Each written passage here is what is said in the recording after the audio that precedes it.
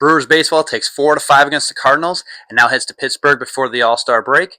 Two Packers players have been named to the NFL's top 100 list. Did they get ranked correctly? And are more Packers going to make the list? And the Badgers football team released their game uniforms for their season opener against Notre Dame at Lambeau Field on September 6th. Let's talk some Wisconsin sports. Welcome back to the Wisco Sports Huddle with Jordan. Brewers get a big 8-4 win last night over the Cards. Go 4-5 in the series. Great job for them there. So they're now 59-34, 7 games ahead of the Cubs. Huge going into that All-Star break.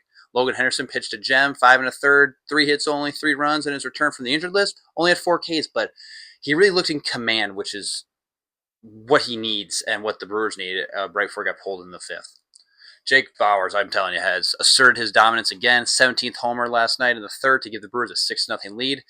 And again, what a season he's been having. Definitely should be in consideration for comeback player of the year. I also think Bauer should have gotten an all-star nod, in my opinion. I know the NL is stacked with first basemen, don't get me wrong. But the turnaround Bauer's had, I feel that he should have gotten that nod. What are your thoughts? Should Bauers or any other Brewer gotten an all-star nod? They're the second best team in baseball, and they only get 2 guys. Seems a little not right to me. So the Brewers wrap up their half of the season here in Pittsburgh with 3 games, currently in a rain delay as I'm recording this video before the break. And I feel that we can either sweep this series or hopefully get 2 out of 3 to get close to the Dodgers for that number 1 seed and, again, still maintain a solid lead over the Cubs as we, again, head into that All-Star break. Now let's shift to some Packers football. The NFL is releasing their top 100 list as voted on by the players, and so far 2 Packers have made the list. Josh Jacobs came in at number 74, which I think right where he should be based off the data he had last year. And then Jordan Love comes in at 72. Feel that is too low. And Micah Parsons even tweeted out saying there's not 71 players better than Jordan Love. And it's great to see him supporting his quarterback.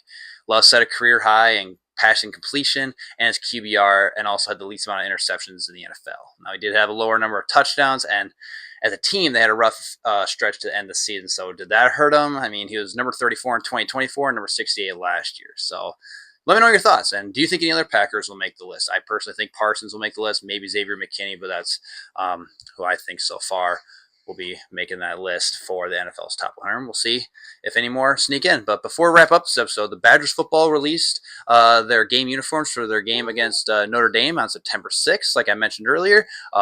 All red uniforms, pants, helmets, chrome look with the W on the helmet and their numbers. Again, going to be a really sharp look and add some more excitement to that big game against Notre Dame, who's a perennial powerhouse on September 6th. So that's all I got for you today, but I want to hear your take. Drop it in the comments. Let's keep this conversation going. And if you're new here, hit subscribe or follow. And again, this has been Wisco Sports Huddle with Jordan. I will see you next time.